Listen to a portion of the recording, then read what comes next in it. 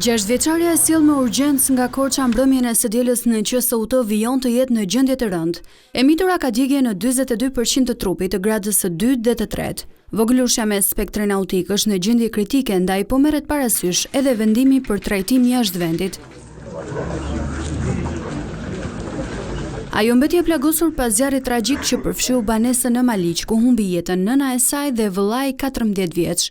Një ditë pas ngjarjes, përgjegjësi i shërbimit zjarfikës në Bashkinë e Maliqit, Sadik Halili, tha se ka qenë policia ajo që ka bërë lajmërimin e parë e më pas kanë shkuar menjëherë në vend ngjarje.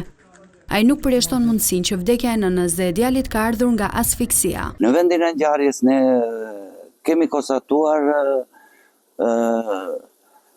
3 persona, nga të cilët 2 në gjendje të rëndë, mund të them, edhe vajzën e vogël e cila ishte e vetëdijshme, kurse 2 personat e tjerë ishin të pavetëdijshëm. Nga konstatimet që kam bërë unë edhe vetë kam qenë në vendin e ngjarjes, kam konstatuar se nëna dhe djali nuk kam pasur shenja djegje. Po mund të them unë, specialisti i kësaj fushë nuk jam, po them se ka erdhur nga asfiksia. Kurse vajza e vogël, 6 vjeçare, ka pasur disa shenja djegje në pjesë të ndryshme të trupit.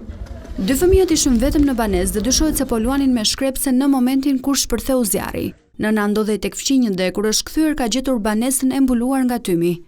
Merieme Hazizllari arriti të nxjerrë vajzën jashtë, por kur u rikthye për të shpëtuar djalin, fatkeqësisht mbeti i bllokuar brenda dhe humbi jetën së bashku me të birin, që gjithashtu ishte me aftësi të kufizuara.